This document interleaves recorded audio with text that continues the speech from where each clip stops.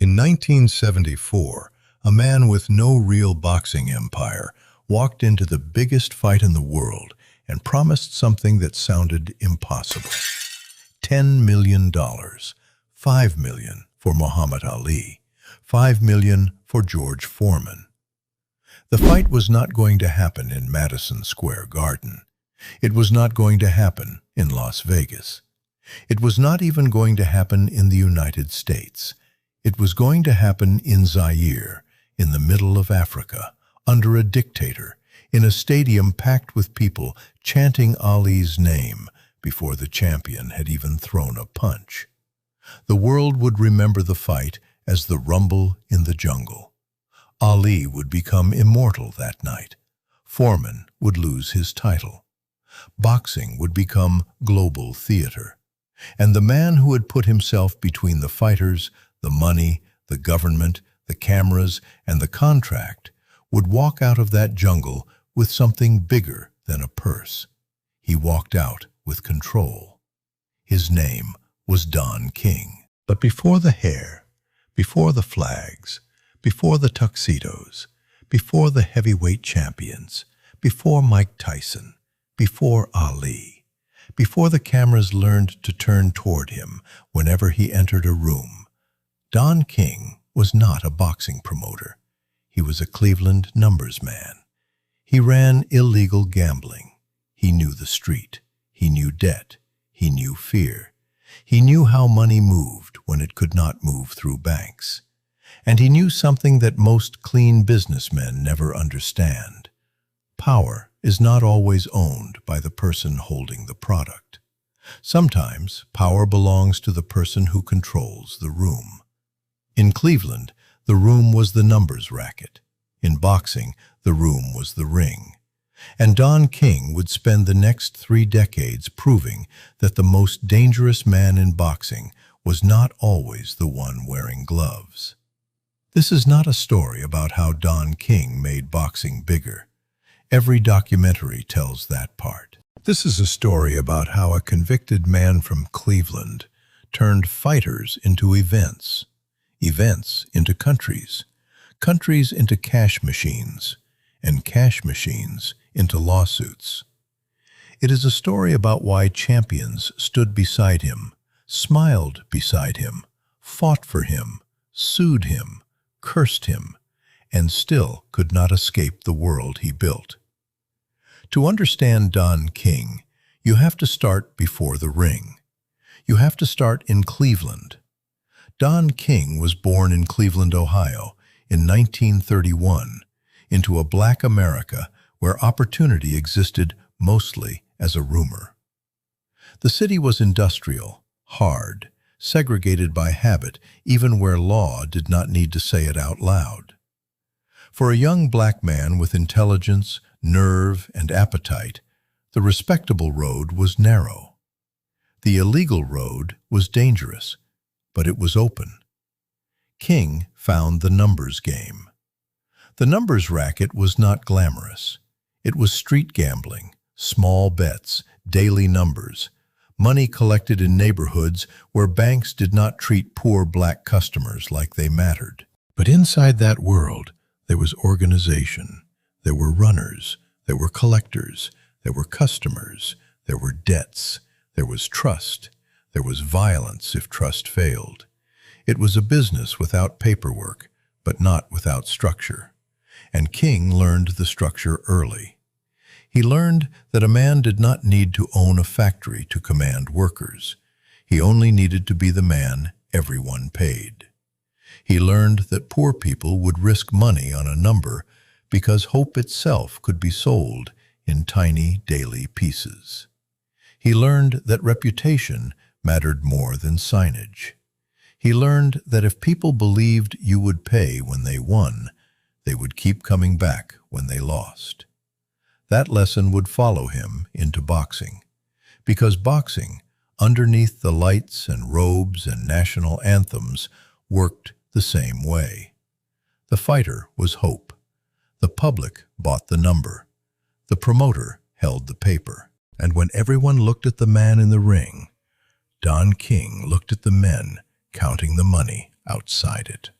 But before he could become that man, he went to prison. In 1966, King killed Sam Garrett, a former employee connected to his gambling operation, after a dispute over money. King claimed self-defense. The law did not treat it as cleanly as he did. He was convicted, and the case was later reduced to manslaughter. He served time in prison. That should have ended the story. For most men, it would have.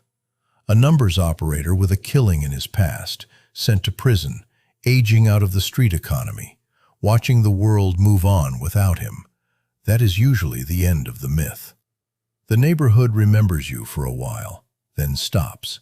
Someone younger takes your corner. Someone louder takes your customers. The money forgets your name. But prison did not bury Don King. It changed his audience. Inside, he read, he watched, he listened. He studied the language of power, the language of redemption, the language of American reinvention. He understood something essential about the country that had locked him away. America loves a sinner who knows how to narrate his own comeback. By the time King returned to the outside, he no longer wanted to be just a street figure. The numbers game had taught him how to move money, but prison had taught him the value of spectacle. If he was going to rise again, he needed a bigger stage. Then he found Muhammad Ali. Ali was not just a boxer. He was a nation inside one body. He was politics, religion, race, rhythm, danger, pride, humor, exile, comeback, and beauty. He was the most famous fighter alive, but by the early 1970s, he was also something more useful to a man like King. He was a door. If Don King could stand next to Ali, America would have to look at him. King's early move into boxing came through a charity exhibition involving Ali and a Cleveland hospital. It was not yet the empire. It was the audition. King saw the machinery around the fighter, the managers, the ministers, the lawyers, the television people, the politicians, the local power brokers. And he understood that boxing was not controlled by fists. It was controlled by access. If you could get to the fighter, you could get to the fight. If you could get to the fight, you could get to the city. If you could get to the city, you could get to the money. That was the ladder. King climbed it fast. The opportunity arrived in the form of George Foreman. Foreman was the heavyweight champion, young, brutal, terrifying. He did not just beat opponents, he erased them. Ali, older and supposedly past his prime, wanted the title back. The boxing world wanted the fight. But wanting a fight and making a fight are different things. Fighters needed guarantees. Networks needed rights. Governments wanted prestige. Promoters wanted control. King offered the one thing that made everyone stop talking: money. A $5 million guarantee for Ali. A $5 million guarantee for Foreman. $10 million total. An insane number for the time, especially from a promoter who did not yet have the money sitting neatly in a bank account. That was the genius and the danger of Don King. He did not wait until the bridge existed. He sold everyone on the idea that the bridge would appear if enough powerful people started walking toward it. Zaire became the bridge. President Mobutu Sese Seko wanted global attention. He wanted the world to see his country not as a former colony, not as a Cold War pawn, but as a stage for the greatest sporting event on earth. King understood the offer: money in exchange for image. Zaire would fund the spectacle. Boxing would provide the myth. Ali and Foreman would provide the danger. Don King would stand at the center and make sure his name was attached to all of it. The fight became more than a fight before the opening bell. It became Africa versus America, and America inside Africa. It became Ali versus power. It became Foreman versus prophecy. It became a black American superstar returning to the continent as a kind of political theater. It became music, television, dictatorship, nationalism, capitalism, and violence wrapped in one event. And when Ali beat Foreman, the story was so powerful that people almost forgot the machinery behind it. That is exactly where Don King wanted to live, not in the punch, in the machinery. The rumble in the jungle made Ali a legend again. It made George Foreman a fallen monster. And it made Don King a promoter no one could ignore. 1 year later, King followed it with The Thriller in Manila, Ali versus Joe Frazier for the third time. If the rumble was mythology, Manila was punishment. Two men who had already taken pieces from each other met again in a fight so brutal that it felt less like sport than mutual sacrifice. The world watched. Ali survived. Frazier's corner stopped it. Boxing had produced another immortal event. And there again was Don King. By then the pattern was clear. He did not sell fights. He sold historical emergencies. The rumble in the jungle was not Ali versus Foreman. It was the return of the king in Africa. The Thriller in Manila was not Ali versus Frazier III. It was two men fighting until one of them could no longer be allowed to continue. Don King understood that the public does not pay only to see who wins. The public pays when it believes history is about to happen and it might miss it. That understanding made him rich. It also made him dangerous to fighters. Because if the fight is an event, the fighter becomes only one piece of the event. The fighter bleeds. The promoter owns. The fighter ages. The promoter signs the next one. The fighter takes the punches. The promoter takes the percentage. The fighter retires with damage. The promoter still has the footage, the contracts, the contacts, the next venue, the next champion, the next flag to wave on camera. King became the man who could wrap himself in every flag at once. He was a black entrepreneur in a white-controlled sport. He was a patriot when the cameras needed patriotism. He was a street survivor when fighters needed to believe he understood them. He was a showman when networks needed ratings. He was a businessman when governments needed legitimacy. He was a carnival barker, preacher, hustler, salesman, patriot, negotiator, and predator, depending on who was describing him. And that was the trick. Every man thought he was dealing with the Don King he understood. Ali saw a black promoter who could speak the language of race, redemption, and global spectacle. Governments saw a man who could bring television cameras and international legitimacy.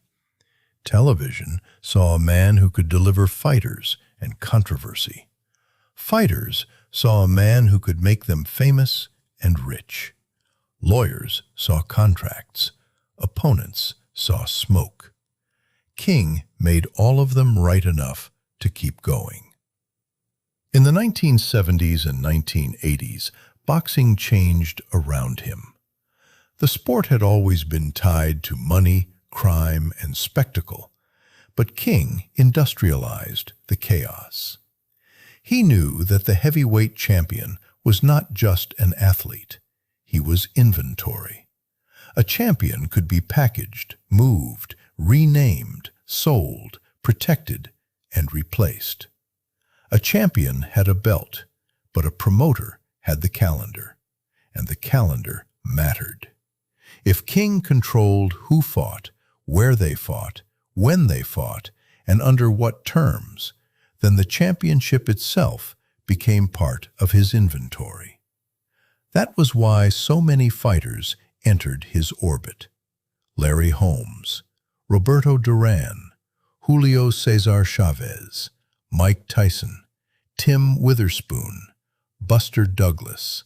Dozens of champions and contenders, each with their own dreams, their own managers, their own vulnerabilities, their own contracts, their own need for the next payday.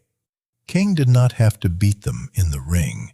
He only had to beat the men around them to the signature. To some fighters, he was a miracle worker. He could take a bout that looked ordinary and turn it into a world event. He could find money in places other promoters did not think to look. He could make dictators, casino owners, television executives, sanctioning bodies, and fighters sit inside the same machine. He could sell danger as celebration. He could convince a fighter that the next payday was worth the fine print. That was the bright side of the Don King machine. The dark side was everything that came after the fight. Ali sued King after the Larry Holmes fight, claiming he had been shortchanged. Tim Witherspoon fought legal battles over money and contracts. Mike Tyson later filed a $100 million lawsuit, alleging that King had cheated him out of tens of millions. Buster Douglas fought King in court after shocking Tyson in Tokyo. Other fighters complained, sued, settled, or walked away, saying the same thing in different words. Don King could make you rich, but he could also make you wonder where the money went. That tension is the center of his story. Without King, some of those fighters might never have reached the same global stage. With King, some of those fighters believed they never received what that stage truly owed them. That is why he is so hard to reduce. He was not just a villain. Villains are too simple. He was not just a genius. Genius is too clean. He was a gatekeeper in a brutal economy where the gate itself was worth more than most fighters understood. And no fighter revealed the scale of that gate better than Mike Tyson. Tyson was the perfect fighter for Don King's late empire. Young, damaged, famous, terrifying, rich, emotionally isolated, and surrounded by people who wanted pieces of him. He had become the youngest heavyweight champion in history before King fully wrapped around him. By the time Tyson emerged from prison in the mid-1990s, he was no longer just a boxer. He was the most bankable chaos machine in sports. Every Tyson fight was news before the bell. Every Tyson press conference could explode. Every Tyson opponent became part of a traveling spectacle of fear. For King, Tyson was not merely a client. He was weather. If you could control Mike Tyson's storm, you could make money wherever it landed. And King controlled enough of that storm to make himself central again. Tyson returned from prison and fought under the glow of comeback mythology. The public did not just want to know whether he could still punch. They wanted to know whether he was redeemed, ruined, still dangerous, still marketable, still Mike Tyson. King packaged that uncertainty. He stood beside him, laughed beside him, defended him, promoted him, and kept the machine moving. But the relationship eventually collapsed into lawsuits and accusation. Tyson claimed King had taken advantage of him financially. King denied wrongdoing. The dispute dragged on for years before being settled. By then, the pattern was too familiar to ignore. A fighter became a spectacle. The spectacle became money. The money became confusion. The confusion became litigation. The litigation became settlement. And Don King, somehow, remained Don King.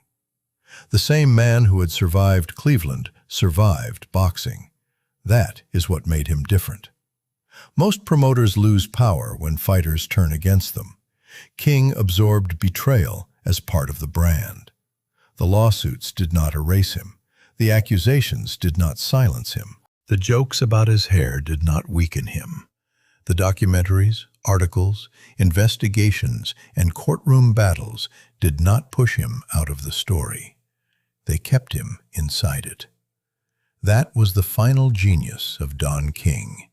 Even scandal was publicity, and publicity was oxygen. He understood that boxing fans do not require innocence from the people who sell them violence. They require drama.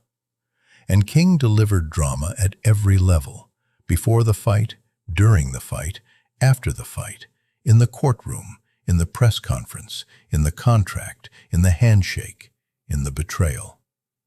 He became impossible to separate from the sport's most unstable era. If a heavyweight fight was happening, Don King might be there. If a champion was angry about money, Don King might be involved. If a contract looked impossible, Don King might have written it. If a fight needed a dictator, a casino, a television network, a sanctioning body, and a suitcase full of promises, Don King might be the only man shameless enough to try. And that shamelessness was not a flaw in his business model. It was the business model. To understand why fighters kept signing with him, you have to understand the loneliness of the boxer. A boxer is surrounded by people, but often alone where it matters. Trainers can teach him how to fight. Managers can tell him where to sign. Family can tell him they love him. Friends can tell him he is the greatest. But when the bell rings, the fighter walks out alone. And when the money comes, everyone walks toward him at once. A young champion needs someone who seems to understand the jungle around him. Don King looked like that man. He had survived the street. He had survived prison. He had survived courtrooms. He had survived governments. He had survived the white business class that never wanted someone like him controlling the heavyweight title. He could tell a black fighter, with some truth, that he knew what America was. He could also tell that fighter, with a smile, to sign here. That is the contradiction. King used the language of black empowerment in a sport where black fighters were often exploited by white institutions. But many of the men who later accused King of mistreating them were black fighters themselves. He positioned himself as the alternative to the old system while building a system of his own. That is why his legacy cuts so sharply. Was Don King proof that a black man could take over one of the most corrupt industries in American sports? Yes. Was he also accused, again and again, of doing to fighters what that industry had always done to fighters? Also, yes. Both are true. And that is what makes him more interesting than a simple crook or a simple legend. Don King did not sneak into boxing. He revealed boxing. He revealed that the sport had always depended on men who could turn pain into money. He revealed that the public would condemn exploitation and still buy the fight. He revealed that governments would condemn crime and still host events if the cameras were large enough. He revealed that fighters could be loved by millions and still be financially vulnerable. He revealed that the ring was only the visible part of the machine.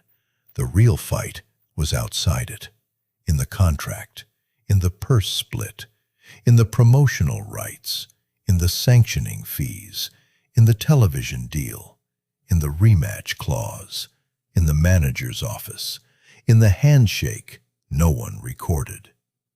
That was Don King's ring, and in that ring, he almost always knew where the ropes were. His public image became cartoonish because it had to. The hair, the flags, the slogans, the grin, the booming phrases, all of it made him seem larger and less threatening at the same time. He looked like a carnival. He sounded like a preacher. He moved like a politician. He surrounded himself with American flags until criticism of Don King could almost be made to look like criticism of the dream he claimed to represent. Only in America. That phrase followed him because it worked. Only in America could a numbers runner go to prison and come back to control the heavyweight championship of the world. Only in America could a man with a manslaughter conviction stand next to presidents, dictators, champions, and billionaires. Only in America could a promoter wrap exploitation in patriotism and call it opportunity. Only in America could the men who hated him still need him. By the 1990s, the world King had mastered began to change. Cable television changed the economics. Pay-per-view grew. Casino money shifted. Fighters became more aware of their leverage. Rival promoters became more sophisticated. Legal scrutiny increased. The Muhammad Ali Boxing Reform Act, passed in 2000, tried to bring more transparency and protection into a sport where promoters had long operated in shadows. The law did not erase Don King, but it was a sign that the system he had exploited so brilliantly was now being forced to explain itself. That may be his most lasting impact. Don King did not create every problem in boxing. He became the face of problems boxing already had. He became the man people could point to when they wanted to talk about exploitation, conflict of interest, hidden money, controlled fighters, and promotional power. He was not the only promoter accused of abusing leverage. He was just the loudest, most visible, most theatrical, most unavoidable symbol of the entire arrangement. And yet, if you remove him from boxing history, the sport becomes smaller. The rumble in the jungle does not exist in the same way. The thriller in Manila does not exist in the same way. Tyson's comeback does not look the same. The global heavyweight spectacle of the late 20th century loses one of its central architects. That is the problem with judging Don King. The damage and the achievement are tangled together. He gave fighters stages that made them immortal. Some fighters said he took the money that should have followed. He helped make boxing global. He also helped make boxing look lawless. He broke barriers. Then he stood behind the barrier and charged admission. Near the end of his peak, King became almost a relic of a rougher sporting age. The hair went white. The voice stayed theatrical. The lawsuits became part of the archive. Younger fans knew him less as the man behind Ali and more as the wild-haired figure in old Tyson footage, smiling while chaos built around him. But the men who fought in his era remembered something more specific. They remembered checks. They remembered deductions. They remembered promises. They remembered being told the next fight would fix everything. They remembered how hard it was to know where the money ended and where Don King began. That is the final image of him, not standing in the ring, but standing just outside it, close enough to be seen, far enough not to be hit. The fighters entered under bright lights, with robes on their shoulders and fear in their stomachs. They carried their records, their families, their debts, their anger, their hope. They walked toward violence because violence was the only product anyone had ever paid them enough to sell. Don King walked beside them, smiling. He did not have to throw a punch. He had already won the part of the fight that mattered to him. The contract was signed. The cameras were rolling. The flags were waving. The money was moving. And somewhere in the crowd, millions of people believed they were watching two fighters decide history. They were.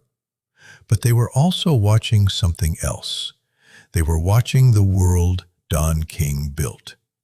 A world where the man outside the ropes could become richer, safer, louder, and more powerful than the men inside them.